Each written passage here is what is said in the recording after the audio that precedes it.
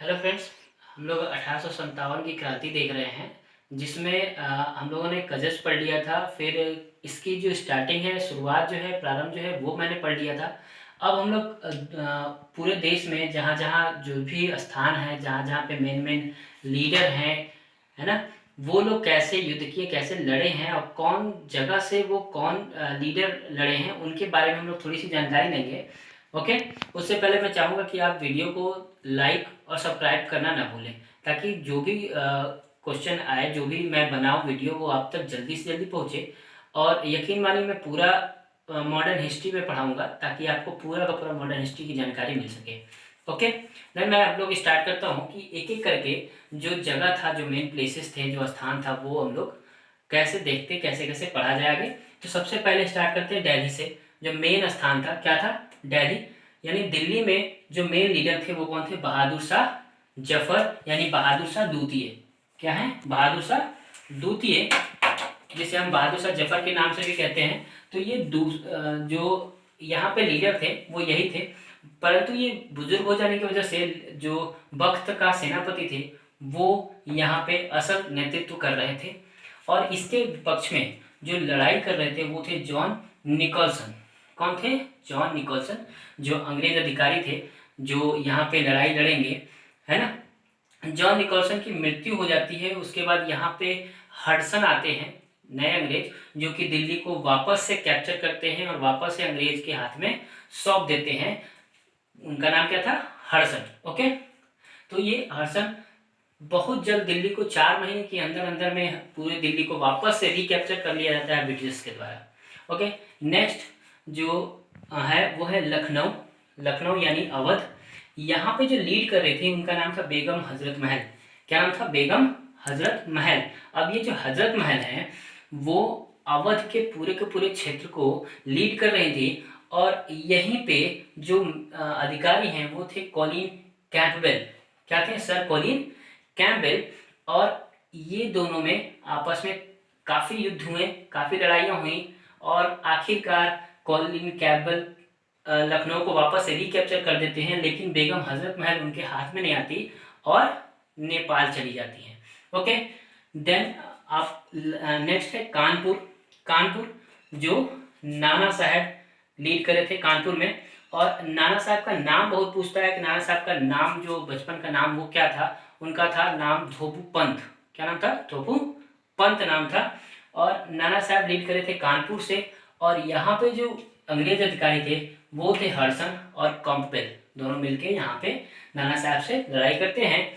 और यहाँ पे एक साथ इकट्ठा होके किसके साथ लड़ रहे हैं? नाना साहब के साथ। अब नाना साहब थे कौन? बाजीराव द्वितीय। क्या थे? लास्ट पेशवा, मराठा का लास्ट पेशवा बाजीराव द्वितीय के दत्तक पुत्र थे ये, है ना। अब इसकी वजह से जो डॉक्ट्रिन ऑफ लैप्स रूल आया था, डॉक्ट्रिन ऑफ लैप्स की वजह से नाना साहब को उसकी जो सत्ता है उसको देने से अंग्रेजों ने मना कर दिया था। मना करने की वजह से नाना साहब अपने लड़ाई किसके लिए? कानपुर के लिए वो लड़ना शुरू किए। और कैम्पबेल और हडसन के द्वारा इनको हटा दिया गया। उसके बाद अगर कानपुर की देखा जाए तो कानपुर में ग्वालियर, जो तात्या टोपे थे, ये कानपुर में नाना साहब की मदद कर रहे थे। जब नाना साहब मारे जाते हैं उसके बाद तात्या टोपे कहाँ आ जाते हैं? ग्वालियर। और ग्वालियर से अपने जो लड़ाई है, अपनी जो युद्ध है, वो ग्वालियर से स्टार्ट कर देते हैं, है ना। कहाँ से स्टार्ट कर देते हैं? ग्वालियर से। अब इसमें इनका जो खास एक सेनापति होता है मान सिंह। ये जो मान सिंह होता है ये इनको बड़ा धोखा देता है। धोखा देने की वजह से ये अंग्रेज के पास जाके, यानी ह्यूज रोज जो यहाँ पे थे, ह्यूज रोज को जाके बता देता है कि तात्या टोपे कहाँ पे हैं। और इसकी वजह से ये पकड़े जाते हैं और इनको फांसी दे दी जाती है। ओके। तो ये थे तात्या टोपे, जो नाना साहब के साथ कानपुर में लड़ाई लड़े, फिर ग्वालियर में भी लड़ाई लड़े। ठीक। इनके अंग्रेज विपक्ष में जो थे उनका नाम था ह्यूज रोज। नेक्स्ट है झांसी। सबको पता है झांसी में जो लीडर थी वो कौन थी? रानी लक्ष्मीबाई। क्या नाम था? रानी लक्ष्मीबाई। ओके। ओके। तो रानी लक्ष्मीबाई थी कहाँ से? झांसी से। और इनके विपक्ष में जो थे वो ह्यूज रॉस थे। क्या नाम था? Huge Ross. ये काफ़ी मेहनत से, काफ़ी जुर्रत लगा के लक्ष्मीबाई को हराने की कोशिश कर रहे थे, है ना। और लास्ट में ये हराते हैं, लेकिन बहुत ही मेहनत करने के बाद, बहुत ही लड़ने के बाद। और लक्ष्मीबाई किसके लिए लड़ रही थी? अपने दत्तक पुत्र, अपने गोद लिए हुए पुत्र, जिसका नाम था दामोदर राव। दामोदर राव को राजा बनाने के लिए ये काफ़ी प्रयत्न कर रही थी कि झांसी हमारी वीरान ना हो, झांसी हमारे अंग्रेजों के अंडर में ना आ जाए, वहाँ पे हमारा ही बेटा बैठे। तो बाजीराव को लेके बहुत सारी युद्ध लड़ने के बाद लक्ष्मीबाई आखिरकार परास्त हो जाती हैं। लेकिन फिर भी जैसे बेगम हजरत महल की सोच थी कि हम अंग्रेजों के हाथ नहीं आएंगे, वैसे ही लक्ष्मीबाई भी सोचती थी कि हम अंग्रेजों के हाथ नहीं आएंगे, और लास्ट में आत्मदाह करती हैं। आप लोग मूवी देख चुके हो, उसी में ह्यूज रोज कहता भी है कि अगर इंडिया में कोई लड़ी, कोई एक मर्दानी की भांति लड़ी है तो वो लक्ष्मीबाई ही हैं, जो कि इतना बढ़िया युद्ध लड़ी है। ओके, देन आप बरेली में खान बहादुर खान कौन थे? खान बहादुर खान। और इनके जो अपोजिट थे वो कौन थे? कैंपबेल। ओके, कौन थे? कैंपबेल। नेक्स्ट जो है वो बिहार जगदीशपुर।